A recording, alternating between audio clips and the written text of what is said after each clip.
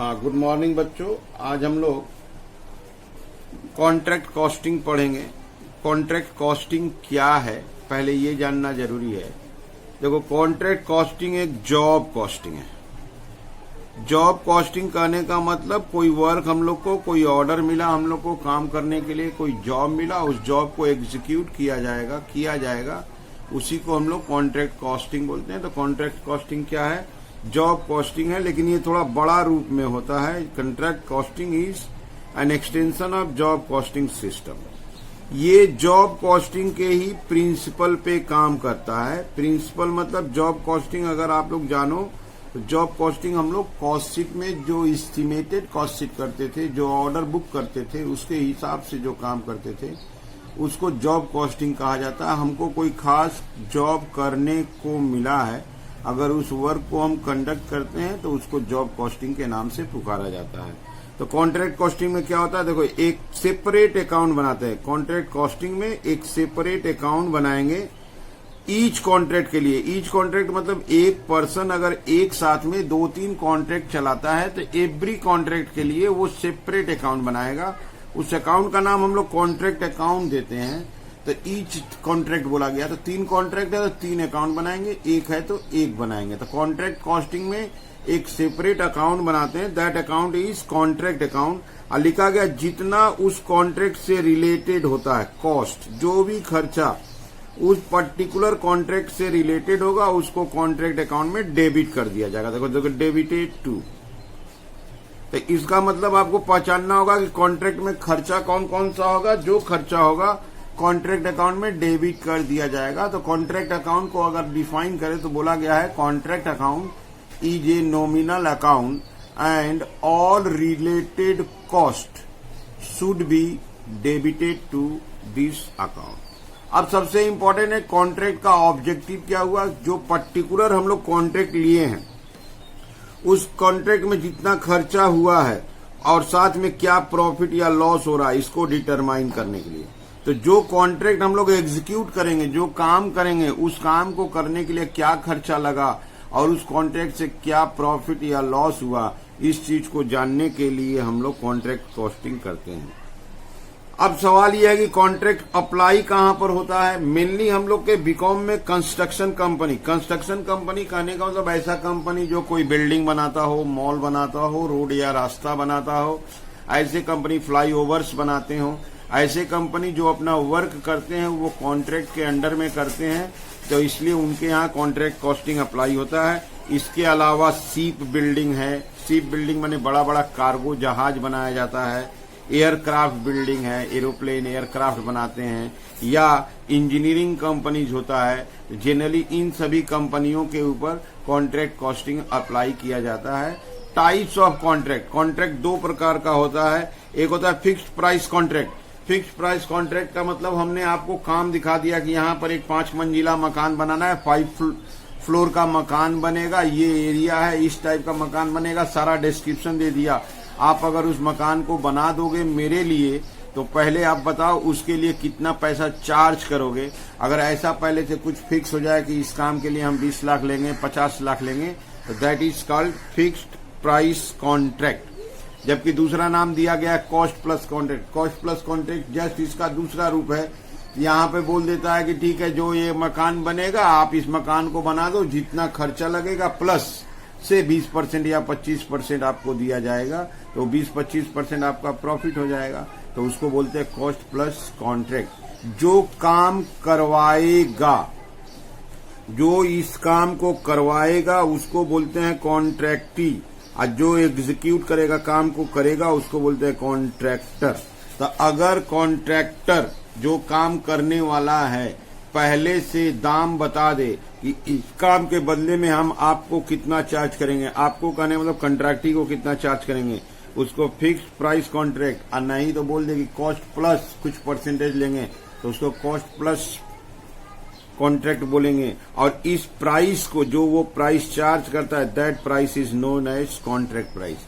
तो important terms में 3 चीज आता है। कॉन्ट्रैक्ट प्राइस माने the price at which contract has been finalised is called contract price. ये प्राइस जनरली क्वेश्चन में दिया रहता है। This is the sale price. जिस दिन बिल्डिंग कंप्लीट हो जाएगा इतना पैसा मिलेगा। पाने वाला व्यक्ति दैट इज बिल्डिंग बनाने वाला व्यक्ति को कॉन्ट्रैक्टर बोलेंगे। जब उसको पैसा मिलेगा तो वो खर्चा किया था तो उसको प्रॉफिट या लॉस होगा। तो इसको प्रॉफिट लॉस डिटरमाइन करने के लिए ये कॉन्ट्रैक्टर ही है जो कॉन्ट्रैक्ट अकाउंट बनाता है, जिससे कि ये पता लगा सके कि कितना प्रॉफिट या लॉस हुआ। जिसके लिए वो काम करता है उसको कॉन्ट्रैक्टी बोलते हैं। कॉन्ट्रैक्टी काम के अगेंस्ट में पैसा देगा। अब सवाल ये होता है कि एक फिक्स पीरियड तक कॉन्ट्रैक्ट चलता रहेगा। मान लो ऐसा हुआ कि 1 ईयर के अंदर कॉन्ट्रैक्ट कंप्लीट हो गया तो उसको कॉम्प्लीटेड कॉन्ट्रैक्ट बोलेंगे। कॉन्ट्रैक्ट कंप्लीट हो गया तो पूरा पैसा देना होगा। लेकिन इनकम्प्लीट कॉन्ट्रैक्ट जनरली लंबा चौड़ा बिल्डिंग बनाना है, कॉन्ट्रैक्ट 3 साल तक चल सकता है। तो से फर्स्ट ईयर हुआ, काम तो बहुत सारा किया गया लेकिन काम खत्म नहीं हुआ और कॉन्ट्रैक्टी का पैसा देना है। कॉन्ट्रैक्टर का बहुत सारा मनी उस काम में इन्वेस्ट हो चुका है तो कॉन्ट्रैक्टर कॉन्ट्रैक्टी से पैसा मांगने जाएगा तो कॉन्ट्रैक्टी पैसा देने को एग्रीड है। लेकिन सवाल ये कितना काम कंप्लीट हुआ ये कैसे माना जाए। तो कॉन्ट्रैक्टर के जिम्मेदारी में एक बात होता है कि कॉन्ट्रैक्टर इंजीनियर से ये सर्टिफिकेट लाएगा कि उसने कितना काम किया है। जितना वो सर्टिफिकेट लाएगा उसको बोलते हैं work certified, that is value of work certified. और जिस काम पे अभी काम चल रहा है उसको बोलते हैं कॉस्ट ऑफ वर्क अनसर्टिफाइड। तो वो 2 सर्टिफिकेट एक तरह से लेके आएगा। एक जो काम हो चुका है उसको बोलेंगे वैल्यू ऑफ वर्क सर्टिफाइड, और जिस पर काम चल रहा है उसको बोलेंगे कॉस्ट ऑफ वर्क अनसर्टिफाइड या नॉट सर्टिफाइड। तो कॉन्ट्रैक्टी जब सर्टिफिकेट पा गया, सपोज 20 लाख का कॉन्ट्रैक्ट था और सर्टिफिकेट में लिखा हुआ है 60% काम हो गया, तो 20 लाख का 60% माने 12 लाख रुपया का काम हो गया। तो अब कॉन्ट्रैक्टी का ये ड्यूटी बनता है कि कॉन्ट्रैक्टर को कुछ पैसा उसके अगेंस्ट में एडवांस दे, लेकिन पूरा पैसा तो देगा नहीं, से 10% काट लेगा। तो 12 लाख का 10% अगर काटता है तो 1,20,000, वो 1,20,000 रिटेंशन मनी कहलाएगा। कॉन्ट्रैक्टी कॉन्ट्रैक्टर को पेमेंट देने के पहले जितना पैसा डिडक्ट कर लेगा for security, that money is called retention, उतना माइनस करके दे देगा। तो उतना मनी दैट इज 12 लाख में से 10%, 1,20 रिटेंशन, तो 10,80,000 कॉन्ट्रैक्टर को पे करेगा। तो उसको बोलेंगे कैश रिसीव। तो इसका मतलब हुआ ये अगर 100% है और 10% रिटेंशन है तो दिस विल बी 90%। ऐसा हो ये 100% है, 20% रिटेंशन है तो this will be 80%। Maximum question में कैश रिसीव्ड दिया रहता है, रिटेंशन दिया रहता है, हम लोग को उल्टा जाके इसको निकालना है। ठीक है, ये थ्योरेटिकल पोर्शन है। इससे हम लोग कॉन्ट्रैक्ट अकाउंट बनाएंगे जिसमें ये इंपॉर्टेंट टर्म्स मिलेगा। इंपॉर्टेंट टर्म्स में हम लोगों को ये सभी बातों को ध्यान देना होगा। अब थोड़ा आगे बढ़ते हैं। Cost relating to contract, contract से रिलेटेड कौन कौन सा खर्च होता है। कॉन्ट्रैक्ट से रिलेटेड अगर खर्च देखें तो सबसे इम्पोर्टेंट खर्च है मटेरियल, क्योंकि अगर कंस्ट्रक्शन वर्क किया जाए तो बहुत टाइप का मटेरियल कंस्ट्रक्शन में यूज होता है। तो वो मटेरियल कॉन्ट्रैक्ट में कहाँ से आएगा ये बहुत इम्पोर्टेंट है। तो कॉन्ट्रैक्ट में वो मटेरियल आने का 3 वे है। पहला मटेरियल इशूड, वो कॉन्ट्रैक्टर के स्टोर में पहले से बहुत सारा मटेरियल रखा हुआ है तो वो क्या करेगा, वहां से कुछ मटेरियल इशू कर देगा, या वहां रखा हुआ नहीं तो वो खरीद के देगा। तो अगर मटेरियल इशू करता है तो उसका नाम लिखते हैं हम लोग मटेरियल इशूड, और मटेरियल खरीद के देता है तो उसको लिखते हैं हम लोग मटेरियल परचेज। या ऐसा हो सकता है कि उसका कोई कॉन्ट्रैक्ट कहीं और चल रहा है, वहां से कुछ मटेरियल यहाँ ट्रांसफर आ जाए तो उसको बोलते हैं material transfer from other contract, या उस कॉन्ट्रैक्ट का नाम दे देते हैं। तो इसका मतलब कॉन्ट्रैक्ट में मटेरियल आने का 3 जरिया हो गया, material issued, purchase and transfer. ये जो मटेरियल आया था इसमें से कुछ मटेरियल वापस कर दिया जाए तो उसको मटेरियल रिटर्न बोलेंगे। कुछ मटेरियल दूसरे कॉन्ट्रैक्ट में भेज दिया जाए तो उसको मटेरियल ट्रांसफर बोलेंगे। ऐसा हो सकता है कॉन्ट्रैक्ट में कुछ मटेरियल लॉस्ट हो जाए, डैमेज हो जाए, या स्टोलन हो, या ऐसा हो नॉट सुटेबल है तो उसको सेल कर दिया जाए। ये भी मटेरियल रिलेटेड है, खराब हो जाना, डैमेज हो जाना, चोरी हो जाना, या नॉट सुटेबल हो तो उसको सेल कर देना। या ऐसा भी हो सकता है कहीं और हम लोग ट्रांसफर कर दिए, नहीं तो स्टोर को वापस कर दिए। कुछ मटेरियल बच गया उसको मटेरियल एट साइड बोलते हैं। ये जो 4 आइटम आप देख रहे हो ये मटेरियल खर्च को रिड्यूस करने वाला है। ये एक्सपेंस है, ये 3 आइटम, और ये 4 आइटम उसको कम करने के लिए है। तो जब कॉन्ट्रैक्ट अकाउंट बनाएंगे तो टेक्निकली होगा, ये सारा खर्चा है टू की तरफ जाएगा और ये उसको कम करना है तो ये बाई की तरफ जाएगा। इसके अलावा कॉन्ट्रैक्ट का दूसरा इंपॉर्टेंट खर्चा होता है लेबर चार्ज। लेबर चार्ज का मतलब होता है वेजेज। या तो हम लोग वेजेज पेड कर दिए हैं तो पेड हुआ, अगर आउटस्टैंडिंग है तो ऐड कर देंगे, ऐड आउटस्टैंडिंग, अगर प्रीपेड है तो लेस कर देंगे, लेस प्रीपेड। वेजेज की तरह ही और एक खर्चा होता है direct expenses. Direct expenses paid भी हो सकता है, आउटस्टैंडिंग भी हो सकता है। मेन 3 खर्चा होता है। कहीं भी कोई भी अगर जॉब कॉस्ट करते हैं, कोई भी काम करते हैं तो खर्चा मेन 3 होता है, मटेरियल, लेबर और एक्सपेंसेस। इसके अलावा चौथा करता है ओवरहेड। ओवरहेड मैंने बहुत सारा मिसलेनियस एक्सपेंसेस, लेकिन याद हो रिलेटेड टू कॉन्ट्रैक्ट होना चाहिए। रिलेटेड टू कॉन्ट्रैक्ट होगा तभी लाना है, नहीं तो नहीं लाना है। कोई भी खर्चा किससे रिलेटेड होना चाहिए? जो कॉन्ट्रैक्ट बना रहे हैं उस कॉन्ट्रैक्ट से रिलेटेड होना चाहिए। अब कॉन्ट्रैक्ट कॉस्टिंग में आता है खर्चा expense relating to plant and machinery. अगर प्लांट एंड मशीनरी हम लोगों का अपना है, जो हम लोग खरीदे थे, तो उसके ऊपर तो हम लोग डिप्रिसिएशन निकालेंगे according to period. According to period depreciation निकालेंगे। अगर भाड़े का मशीन है तो हायर चार्ज ऑफ प्लांट दिया रहेगा। और इसमें एक खर्चा आता है जिसको हम लोग बोलते हैं सब कॉन्ट्रैक्टर कॉस्ट या सब कॉन्ट्रैक्टर चार्जेज। सब कॉन्ट्रैक्टर कॉस्ट या चार्जेज क्या है? जो बड़ा वाला कॉन्ट्रैक्ट हम लोग को मिला था, उस कॉन्ट्रैक्ट का एक लिटिल पार्ट हम लोग दूसरे से काम करवा रहे हैं, तो उसके लिए जो हम लोगों को पैसा चार्ज करेगा उसको बोलते हैं सब कॉन्ट्रैक्ट चार्ज। तो जब हम लोग कॉन्ट्रैक्ट कॉस्टिंग में कॉन्ट्रैक्ट अकाउंट बना के प्रॉफिट या लॉस निकालने का कोशिश करेंगे तो हम लोग को इस टाइप से एक्सपेंसेस मिलेगा। उस एक्सपेंसेस जो एक्सपेंसेस होगा उसको अकाउंट में डेबिट कर देंगे, कॉन्ट्रैक्ट अकाउंट के डेबिट साइड में डाल देंगे, तो वो हम लोगों के लिए एक्सपेंस हो गया। अगर उस एक्सपेंस को किसी कारण से कम करना है, लाइक दैट ये मटेरियल वाला जो लिखे थे, तो वो बाई में डाल देंगे और डिफरेंस निकालेंगे तो प्रॉफिट या लॉस आएगा। तो वो आगे चलेंगे, कॉन्ट्रैक्ट अकाउंट बनाएंगे तो उसमें वो चीज आएगा। ये एक्सपेंस लिखे हैं, एक्सपेंस रिलेटिंग टू कॉन्ट्रैक्ट। तो उन सारे एक्सपेंसेस को लेके अगर एक अकाउंट बनाया जाए तो that account is contract account. Contract account में देखो in the books of messrs, यहाँ कॉन्ट्रैक्टर का नाम लिखते हैं, अकाउंट का नाम दिए कॉन्ट्रैक्ट अकाउंट। यहाँ देखो फॉर द पीरियड इंडेड लिखे, ईयर नहीं लिखे, क्योंकि बहुत सारा कॉन्ट्रैक्ट 9 मंथ का मिलेगा तो ईयर लिखने से मिस्टेक हो जाएगा, तो इसलिए for the period ended debit credit particular rupees. ये एक नॉमिनल अकाउंट है, ट्रेडिंग पीएल के कॉन्सेप्ट पे बनता है, इसलिए जितना एक्सपेंसेस है सब टू की तरफ डाला जाएगा। To material issued, to material purchase,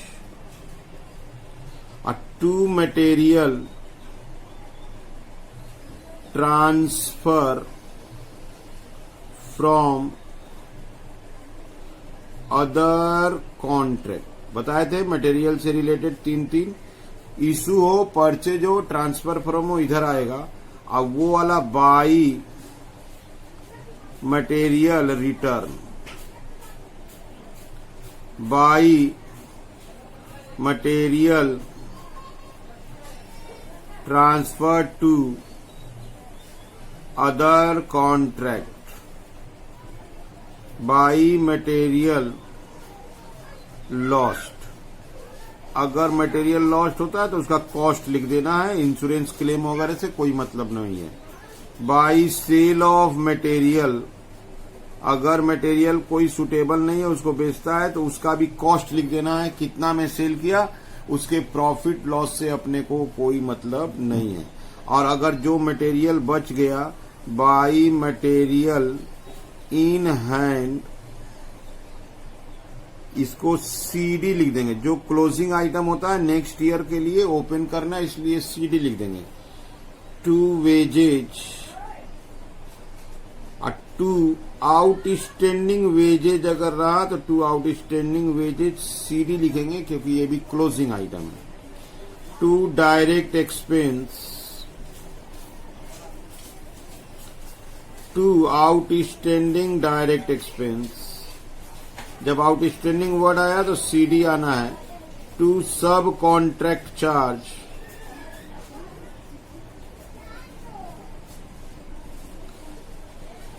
to यहां हम लोग डेप्रिसिएशन ऑन प्लांट लिखेंगे, ठीक है, और कोई वे नहीं यूज करके डेप्रिसिएशन निकाल देंगे, डेप्रिसिएशन ला के लिख देंगे, इसके अलावा प्लांट से रिलेटेड कोई एक्सपेंस नहीं लेंगे। तो ऐसे करके अगर हम लोग एक्सपेंस को लिखते हैं, सारा एक्सपेंसेस 2 में लिखते हैं और एक्सपेंसेस से कोई रिवर्स आता है तो जनरली वो मटेरियल वाला ही आता है, तो उस सबको बाई की तरफ डाल देते हैं। अब हमारा ये इनकम्प्लीट कॉन्ट्रैक्ट, अगर ये सपोज अगर ये कंप्लीट कॉन्ट्रैक्ट है तो यहाँ पे लिख देंगे by contractee account, contract price, answer profit या लॉस। लेकिन जनरली हम लोग को इनकम्प्लीट कॉन्ट्रैक्ट का सवाल मिलेगा, तो इनकम्प्लीट कॉन्ट्रैक्ट में जो वर्ड इंपॉर्टेंट है, बाई वर्क इन प्रोग्रेस, ये भी CD आएगा, इसमें 2 नाम आएगा, वर्क सर्टिफाइड, वर्क अनसर्टिफाइड। अगर वर्क सर्टिफाइड नहीं दिया है तो वर्क सर्टिफाइड निकाल लेंगे, सिंपल एक फॉर्मूला से निकल जाएगा। वर्क सर्टिफाइड कैसे निकलेगा, कैश रिसीव्ड दिया रहेगा, कैश रिसीव्ड से divided by percentage of cash received. अगर हम लोग को से जो पैसा मिला है तो कुछ रिटेंशन काट के मिला है, तो उसके हेल्प से कैलकुलेशन करेंगे तो वर्क सर्टिफाइड आ जाएगा। अब हम लोग को यहाँ पे बीच में एक प्रॉफिट आएगा, that profit is our notional profit, notional profit CD, ये वाला यहाँ लाए, यहाँ आंसर आए, this CD will be by notional profit BD। अब इस प्रॉफिट से जो एक्चुअल प्रॉफिट कैलकुलेट होगा वो प्रॉफिट एंड लॉस अकाउंट में ट्रांसफर करेंगे, प्रॉफिट ऑन कॉन्ट्रैक्ट, और जो बच जाएगा to work in progress CD, उसको अनरियलाइज्ड प्रॉफिट के नाम से पुकारा जाएगा। इसका हम लोग को कैलकुलेशन सीखना पड़ता है। यहां लाए, अब मान लो एक्चुअल प्रॉफिट दिया हुआ था तो ये CD निकल गया।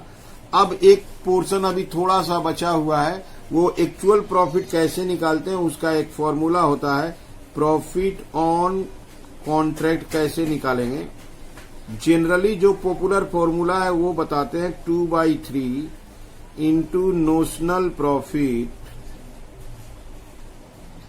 Into cash received divided by work certified. इससे निकल जाएगा। इसका भी अपना केस होता है, कभी 2/3 लेते हैं, कभी 1/3 लेते हैं। अगर कॉन्ट्रैक्ट 50% से ज्यादा काम कर चुका है, हो चुका है कंप्लीट, तो 2/3 या 50% से कम रहने पे 1/3, ये ध्यान दिया जाता है। जनरली 2/3 लेके अभी करना है। यहाँ पे ये प्रॉफिट आ जाएगा तो अनरियलाइज होगा। अब जितना भी CD है सबको BD कर देंगे, by work in progress BD। ये वाला जो CD था यहाँ BD हो जाएगा। ऊपर आउटस्टैंडिंग वेजेज CD था, उसको BD बना देंगे। ऊपर में डायरेक्ट एक्सपेंसेस आउटस्टैंडिंग था, डायरेक्ट एक्सपेंसेस CD था, उसको BD बना देंगे। कहने का मतलब जो हम लोग कैरिड डाउन लिखे थे उसको ब्रॉट डाउन कर देंगे। इस साइड में टू मटेरियल इन हैंड, ये BD बन जाएगा। To work in progress BD बन जाएगा। वर्क सर्टिफाइड, वर्क अनसर्टिफाइड, ये जो किया गया इसको करने के पीछे लॉजिक है। नेक्स्ट ईयर के लिए अकाउंट को ओपन करके छोड़ देंगे, यहाँ कोई प्लस माइनस करने का जरूरत नहीं है। ये हम लोग का कॉन्ट्रैक्ट अकाउंट है। इसमें सबसे इंपॉर्टेंट टारगेट रखना है, जितना एक्सपेंस मिलता है सबको धीरे धीरे 2 की तरफ पुट कर दो और मटेरियल से रिलेटेड आइटम बाई में जाएगा। मेन चीज होता है वर्क सर्टिफाइड अनसर्टिफाइड। अगर सर्टिफाइड नहीं दिया है तो इसके हेल्प से सर्टिफाइड निकल जाएगा। ये फॉर्मूला है, सर्टिफाइड निकल जाएगा। नोशनल प्रॉफिट को एक्चुअल प्रॉफिट में बदलने के लिए फिलहाल अभी इसी फॉर्मूला को यूज करेंगे 2/3 वाला। ठीक है, ये रहा नोशनल प्रॉफिट से कौन सा फॉर्मूला चार्ज किया जाएगा जिससे एक्चुअल प्रॉफिट निकल सके।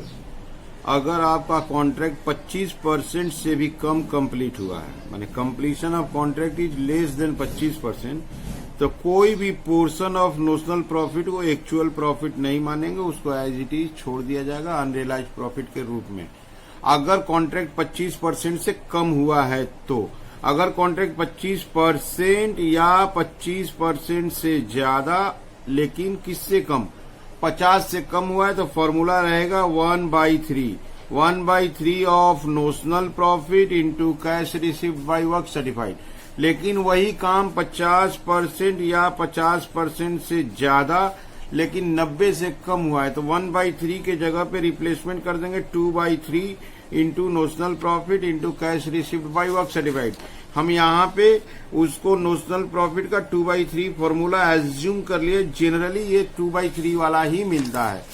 अगर कॉन्ट्रैक्ट 90% से भी ज्यादा हो गया है तो प्रॉफिट का फॉर्मूला चेंज हो जाएगा, एक वर्ड नया आ जाएगा एस्टिमेटेड प्रॉफिट। हम लोग को एस्टिमेटेड प्रॉफिट कैलकुलेट करना होगा, estimated profit into cash received by work certified and into work certified by contract price. इस फॉर्मूला को यूज करेंगे, ये रेयर बहुत कम ही सवाल में पाया जाता है। इसके अलावा अगर लॉस हुआ हो कॉन्ट्रैक्ट में, प्रॉफिट के जगह पे लॉस हुआ तो लॉस को एक्चुअल मान के डायरेक्टली पीएल अकाउंट में ट्रांसफर कर देते हैं। तो जनरली कॉन्ट्रैक्ट इनकम्प्लीट कॉन्ट्रैक्ट में कितना प्रॉफिट कॉन्ट्रैक्ट पे एक्चुअल प्रॉफिट मानना चाहिए, उसके लिए ये तरीका है। अब इसमें डिपेंड करता है कि परसेंटेज ऑफ वर्क सर्टिफाइड कैसे निकालेंगे। परसेंटेज ऑफ वर्क सर्टिफाइड इसको कैलकुलेट करेंगे, कैसे कैलकुलेट करेंगे, work certified divided by contract price into 100। Generally इस तरीका से वो परसेंटेज आएगा और वहां से ये डिसीजन बन जाएगा कि कौन सा फॉर्मूला अप्लाई करना चाहिए। Okay, thank you. देखो यहाँ फिर से देखो, सिन्हा एंड कंपनी अंडरटूक के contract to construct a building. अब बिल्डिंग का एंडिंग दे रहा है 31 दिसंबर, जबकि कॉन्ट्रैक्ट स्टार्ट किया था 1 जनवरी, तो ये 1 ईयर का हो गया। ये हुआ अपना कॉन्ट्रैक्ट प्राइस। कॉन्ट्रैक्ट प्राइस में जब कॉन्ट्रैक्ट कंप्लीट हो जाएगा तो 16 लाख रुपया मिलेगा। यहाँ देखो एक्सपेंसेस है, मटेरियल, वेजेज अनपेड माने आउटस्टैंडिंग, अदर एक्सपेंस। प्लांट देखो 4 लाख का प्लांट भेजा गया। ये कैश रिसीव दिया है, वर्क सर्टिफाइड नहीं रहेगा तो इसके हेल्प से निकाल लेंगे। इसके बाद देखो मटेरियल रिटर्न, मटेरियल अनकंज्यूम्ड पड़ा रह गया, मटेरियल स्टोलन देखो मिल गया।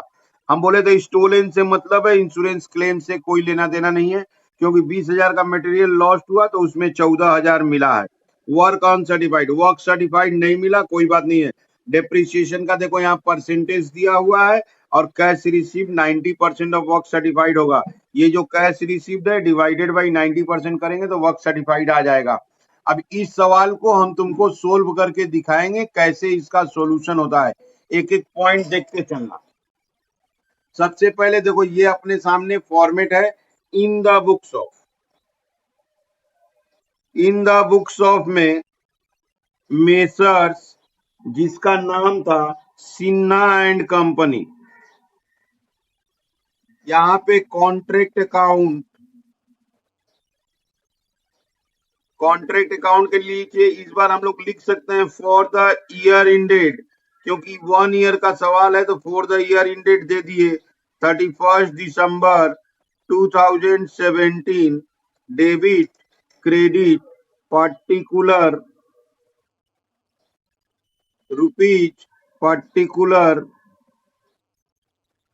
रुपीज।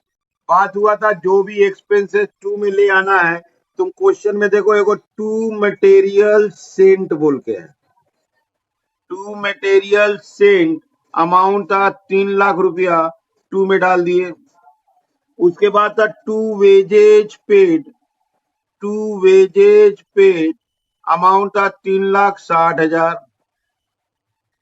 उसके जस्ट नीचे था wages unpaid, to wages unpaid, इसको आउटस्टैंडिंग या बोलते हैं तो इसलिए सीडी लिख दिए।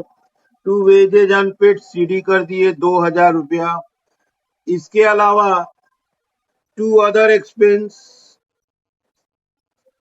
टू अदर एक्सपेंसेस निकाल लिए। अदर एक्सपेंसेस दिया हुआ था 52,000। प्लांट बोला है तो प्लांट तो नहीं लेंगे, डेप्रिसिएशन ऑन प्लांट लेंगे। उसका कैलकुलेशन दिखा देते हैं। 4 लाख का प्लांट है, इंटू 7.5% बोला है, 30,000 होगा। अच्छा, कैश रिसीव नहीं आएगा, मटेरियल रिटर्न है, बाई मटेरियल रिटर्न आ जाएगा, बाई की तरफ आ गया। बाई मटेरियल रिटर्न का अमाउंट होगा 10,000। इसके बाद है बाई मटेरियल इन हैंड, बच गया, अनकंज्यूम्ड बोला है, उसको ईयर एंडिंग होता है, सीडी लिख देंगे 16,000।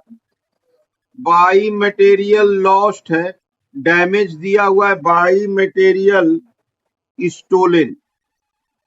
बात हुआ था इसका कॉस्ट को लिख देंगे, इसका कॉस्ट है 20,000। और इंश्योरेंस क्लेम दिया, इंश्योरेंस क्लेम से अपने को मतलब नहीं है। अब कंप्लीट होगा by work in progress, by work in progress CD, work certified,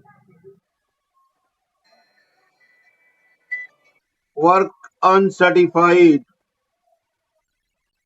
work certified तो नहीं दिया, उसको निकाल लेते हैं, 1 नंबर वर्किंग करते हैं, वर्क सर्टिफाइड। वर्क सर्टिफाइड कैसे निकालेंगे, cash received divided by percentage of cash received.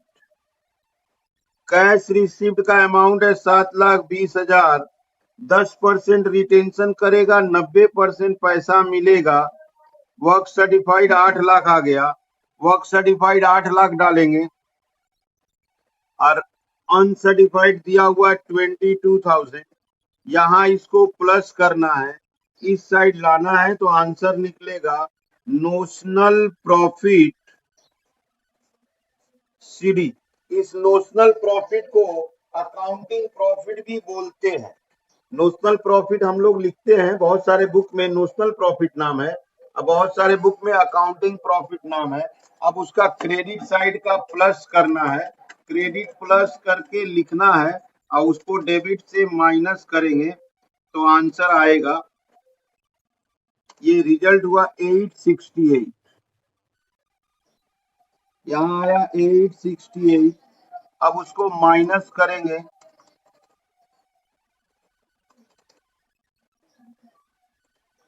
Minus करने से आंसर आया 1,24,000। अब इसको यहां पर लाते हैं बाई नोशनल प्रॉफिट बीडी, 1,24,000। अब इसमें हमको फॉर्मूला चलाना है। कॉन्ट्रैक्ट प्राइस 16 लाख था, और 16 लाख में 8 लाख का काम हो चुका है, इसका मतलब आधा 50% काम हो चुका है। तो हम लोग आराम से फॉर्मूला 2/3 वाला यूज करेंगे। एक्चुअल प्रॉफिट, एक्चुअल प्रॉफिट के लिए फॉर्मूला होगा 2/3 into notional profit into cash received by work certified. 2/3 into 1,24,000 into 7,20,000 divided by 8 lakh. ठीक है, तो इसका रिजल्ट आएगा 74,400। उसको ले आते हैं यहाँ पे to profit and loss account, actual profit 74,400। यहाँ कुछ आंसर आएगा, to work in progress CD, नाम होगा अनरियलाइज्ड प्रॉफिट। कैसे आएगा, इसको पहले प्लस कर लो 124,000, उसको यहां लाओ 124,000, माइनस करो